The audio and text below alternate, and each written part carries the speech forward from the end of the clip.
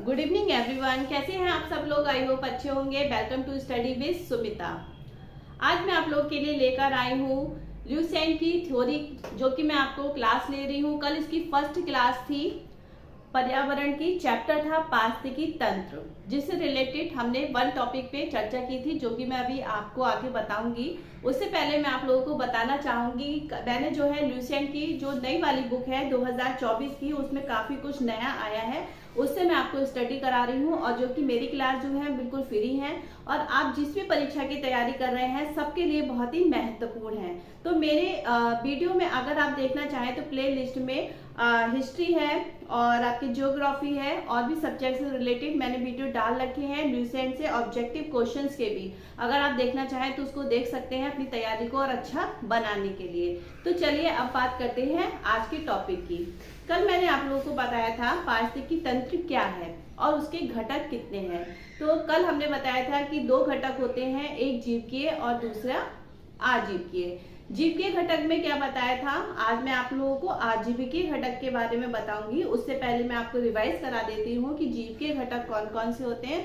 तो जीवकीय घटक 3 प्रकार के बताए थे, एक प्राथमिक, द्वैतिक और त्रैतिक। ठीक है, प्राथमिक में वह आते हैं जो शाकाहारी उपभोक्ता होते हैं, जो पेड़ पौधों वगैरह को खाते हैं, जैसे कि आपके बकरी आ जाती है ना।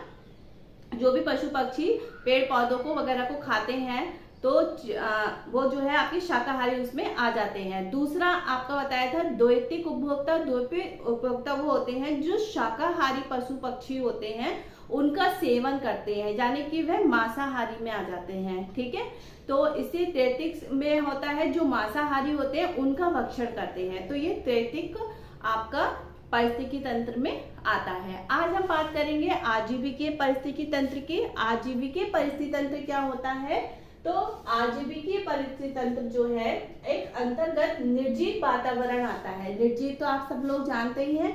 जीवकीय में क्या आता है, सजीव। ठीक है, सजीव यानी कि जिसमें जान है।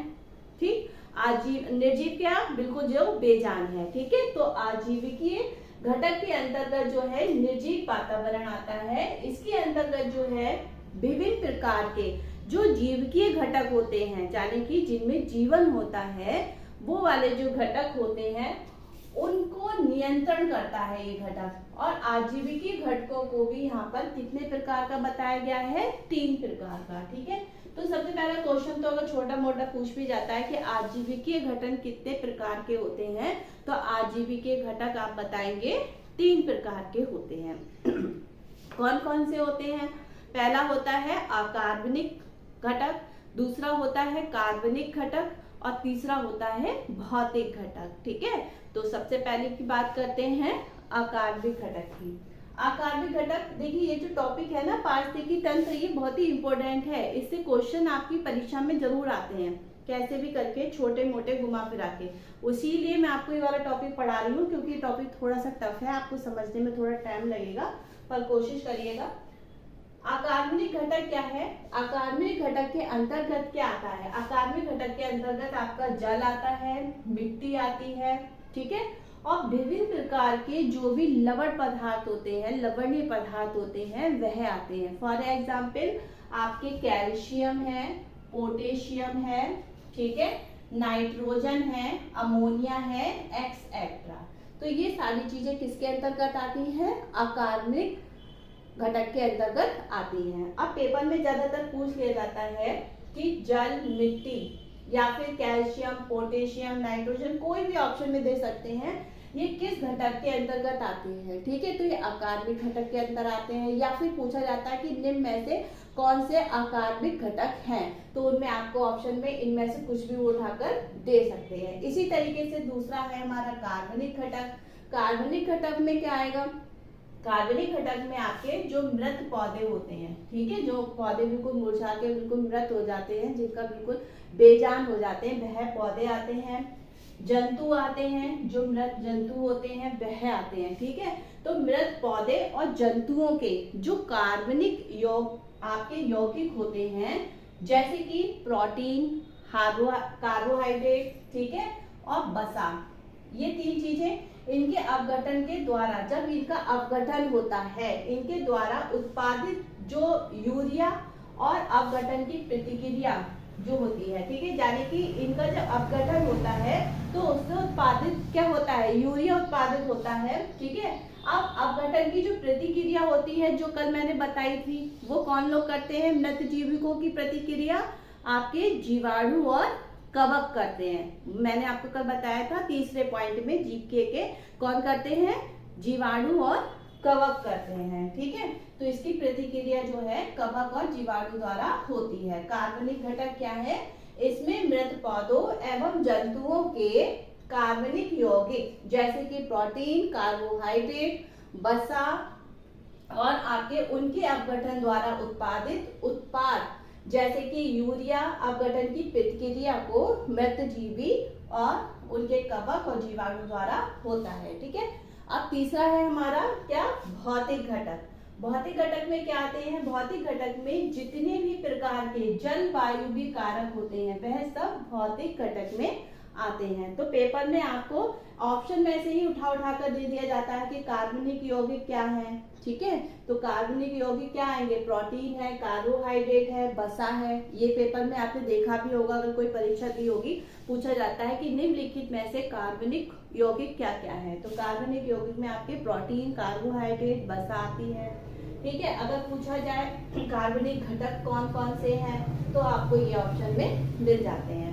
इसी तरीके से भौतिक घटक क्या है, तो भौतिक घटक जो है जलवायु भी कारक आते हैं। इनमें जलवायु भी कारक कौन से होते हैं, जैसे कि आपका ताप है, विद्युत है, हवा है, प्रकाश है आदि। तो ये सब क्या है, आपके जलवायु भी कारक हैं और इनको क्या कहा जाता है, इनको भौतिक घटक कहा जाता है।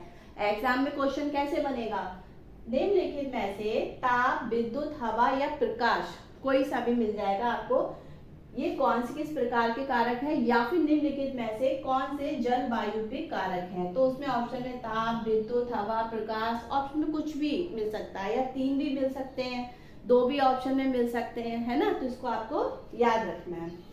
अच्छा, ये तो आपका पारिस्थितिकी तंत्र के जो 2 घटक थे वो क्लियर हो गए। अच्छा, कुछ इंपॉर्टेंट टॉपिक है, ऐसे क्वेश्चंस हैं जिनके क्वेश्चंस काफी बार पेपर में रिपीट भी होते हैं और कहाँ से आते हैं वो मैं आपको बता देती हूँ। जैसे कि सबसे पहला है यूकेलिप्टस। यूकेलिप्टस का नाम आपने कई बार सुना होगा। तो यूकेलिप्टस के वृक्ष को पर्यावरण का शत्रु कहा जाता है। पेपर में ये कई बार क्वेश्चन आया है कि पर्यावरण का शत्रु किसे कहा जाता है, ठीक है। तो उसमें ऑप्शन में चील, यूकेलिप्टस और भी बहुत सारे ऑप्शन मिल जाते हैं। तो आपको याद रखना है कि पर्यावरण का शत्रु किसे कहा जाता है, तो यूकेलिप्टस को कहा जाता है, ठीक है।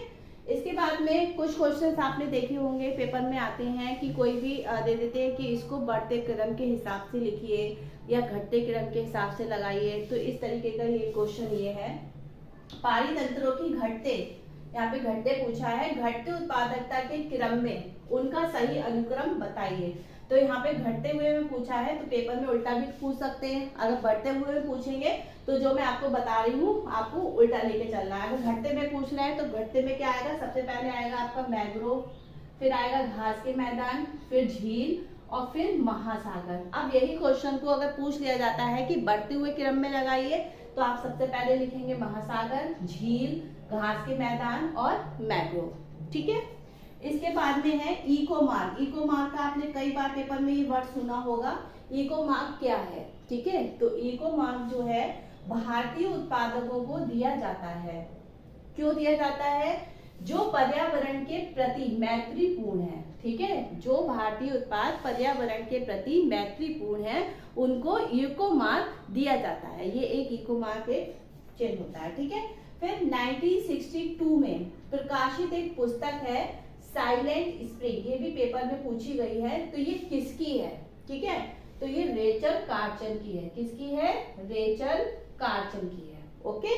फिर नेक्स्ट है पर्यावरण संरक्षण के लिए ग्रीन आर्मी का प्रारंभ किसने किया था। तो पर्यावरण संरक्षण के लिए ग्रीन आर्मी का प्रारंभ जो है ऑस्ट्रेलिया ने किया था। किसने किया था, ऑस्ट्रेलिया ने किया था, ठीक है। ऐसे ही एक क्वेश्चन पूछा जा सकता है कि पलाचीमाड़ा पलाचीमाड़ा का संबंध किससे है? पलाचीमाड़ा का संबंध किससे है? तो आप बताएंगे भाई किससे है? केरल से है। ठीक है, किससे है? केरल से है। ठीक है, तो आज हमारा ये वाला टॉपिक खत्म हो गया है। पर्यावरण का कल तीसरा टॉपिक मैं आप लोगों के लिए लेकर आऊंगी। जो भी मैं आपको बता रही हूँ, जो इम्पोर्टेंट टॉपिक है वही मैं आप लोगों के लिए बता रही हूँ, जिससे कि आपके एग्जाम में क्वेश्चंस आते हैं और आने के भी चांस है। क्योंकि एक टॉपिक से अगर क्वेश्चन मिलते हैं आपको, तो उस टॉपिक को आपको और पढ़ना चाहिए, क्योंकि उससे रिलेटेड भी क्वेश्चन पेपर में आते हैं। पेपर का पैटर्न क्या है कि घुमा घुमा के पेपर में देना होता है, इसलिए आपको थ्योरी पढ़ना बहुत इंपॉर्टेंट है। और अगर आप चाहें कि मेरी क्लास अगर अच्छी लग रही है तो आप मेरे चैनल को सब्सक्राइब करिएगा और शेयर कर दीजिएगा वीडियो को, और लाइक जरूर करिएगा, कमेंट में बताइएगा कि कैसा लगा। कल फिर मिलती हूँ नेक्स्ट वीडियो में, तब तक के लिए बाय बाय, टेक केयर।